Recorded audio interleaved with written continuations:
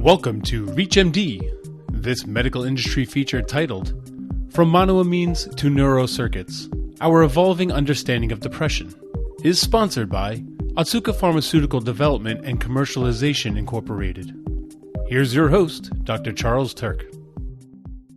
Our understanding of depression has evolved over the past several decades, leading us to some potentially exciting new treatment options that aren't focused on chemical imbalance and negative cognitive biases, but rather neuroplasticity. This is ReachMD, and I'm Dr. Charles Turck. Joining me to discuss the history of depression treatment approaches and the emerging concept of neuroplasticity is Dr. Joseph Goldberg, who's the clinical professor of psychiatry at the Icahn School of Medicine at Mount Sinai in New York City. Dr. Goldberg, welcome to the program. Thank you for having me. So why don't we start off with a brief history about our knowledge of the pathophysiology of depression. Dr. Goldberg, what can you tell us here? Well, our understanding of the pathophysiology of depression has certainly evolved from the monoamine hypothesis, which states that depression is caused by a deficit in the production or the uptake of neurotransmitters such as serotonin, norepinephrine, and dopamine. Basically, the idea of a chemical imbalance. For decades, the driving concept was that if you could increase the availability of synaptic monoamines with antidepressant therapy, that would in turn increase postsynaptic binding, meaning there'd be more neurotransmitter signaling. But there are some problems with this concept. First, increased postsynaptic binding can take a while, sometimes weeks, to actually see an effect on symptoms. Second, if increased neurotransmission was the surefire way to treat depression, then we'd expect to see higher response rates. As it is, a number of patients don't respond to antidepressant therapy. And then let's not forget about Aaron Beck's cognitive theory of depression from the 1970s. Aaron Beck observed that our thoughts influence our feelings, and we can have biases in our thinking that influence the ways we feel. So, for example, if I have a negative cognitive bias or an expectancy that things are bad and aren't going to get better, that can feed on itself and trigger the signs and symptoms of depression. For this to happen, though, patients would have to be susceptible to it, either from environmental conditions or they need to have some biological susceptibility that increases their genetic risk for depression. Thank you, Dr. Goldberg. And if we stay with Beck's cognitive theory for another moment, how did it influence treatment of depression? Yes, so Aaron Beck is considered the father of cognitive behavioral therapy, or CBT. The idea is that if we modulate our thoughts and our behaviors, we might be able to modulate our feelings. For example, with CBT, we learned that expecting failure is not helpful. It can distort our thinking, make it harder for us to find solutions. If I'm playing chess, I automatically assume that my opponent will call checkmate.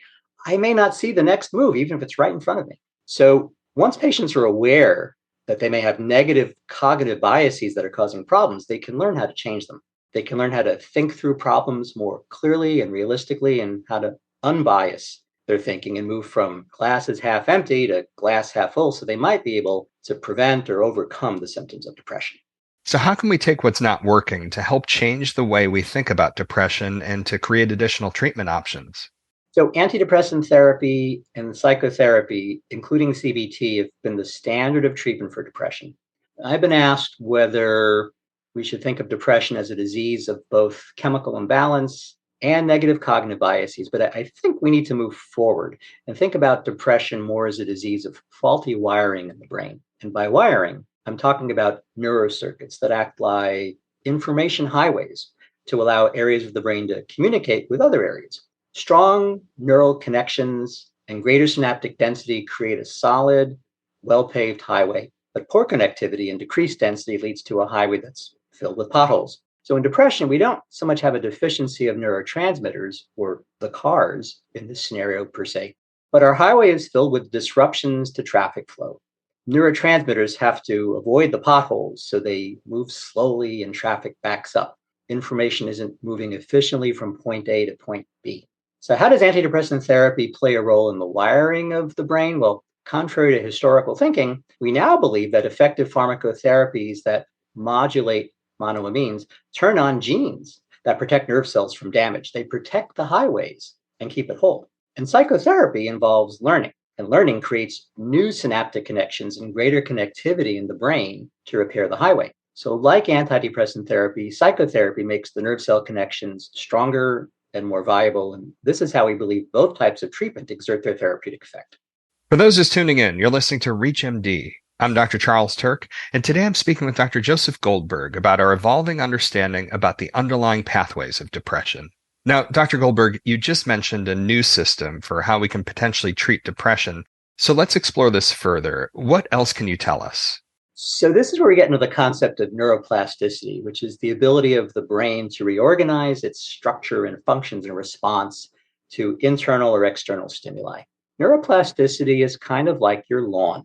Drought, cold weather, the absence of nutrients can all interfere with growth and make your lawn look sparse. And it's the same with synaptic density. If you take a rodent and put it in an adverse environment where there's stress and no enrichment or positive stimulation, at autopsy, you'll see that the synaptic connections in the brain are relatively sparse. So going back to cognitive theory, I talked about how adversity can lead to negative cognitive biases, and that occurs via impaired neuroplasticity. So there are things we can do to make your lawn look more lush. Sunlight, water, fertilizer will all help make your grass grow. And in depression, whether it's pharmacotherapy, psychotherapy, neurostimulation, or exercise, we should aim to increase synaptic density and strengthen nerve cell connections.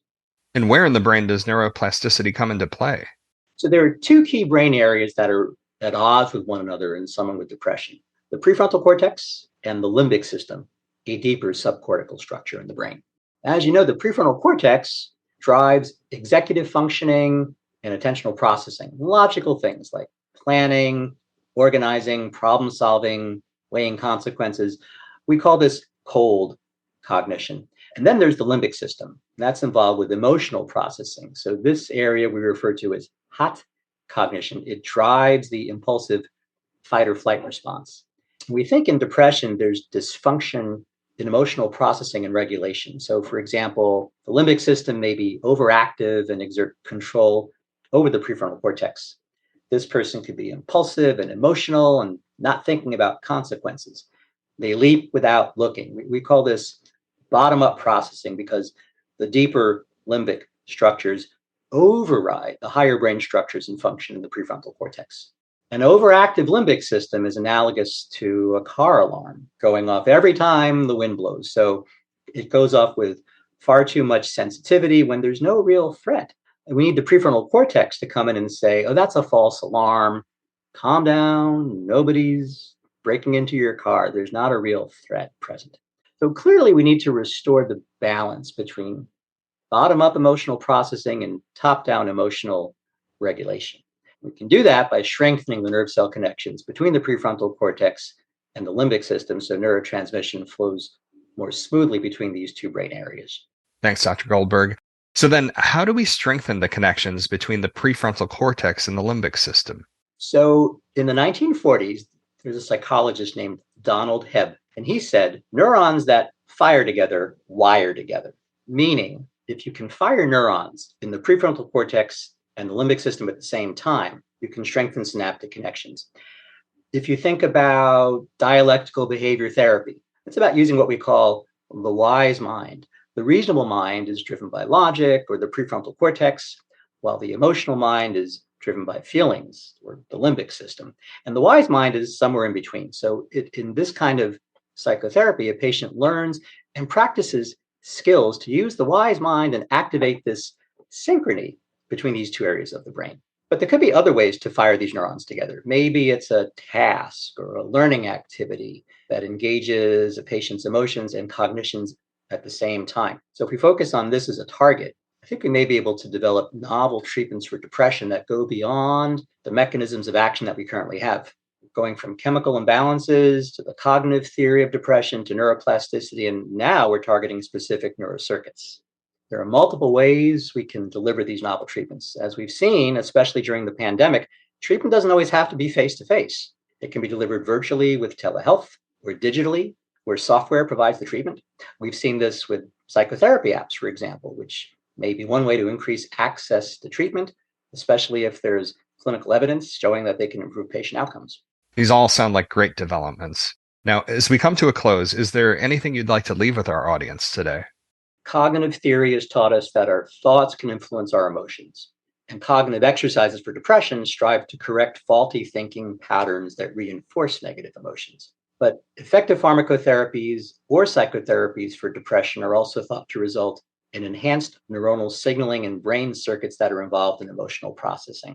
And now, with modern theories about the treatment of depression involving strategies that can enhance neuroplasticity or the viability and strength of nerve cell connections in brain regions involved in processing emotional information, I think we have exciting possibilities for how to treat depression and how to deliver the treatment. It'll be very interesting to see how these things continue to evolve. Those are some great comments for us to think on as we come to the end of today's program. And I want to thank my guest, Dr. Joseph Goldberg, for his insights into how our understanding of depression has evolved. Dr. Goldberg, it was great speaking with you today. Pleasure was mine. Thank you again for having me. This program was sponsored by Otsuka Pharmaceutical Development and Commercialization Incorporated.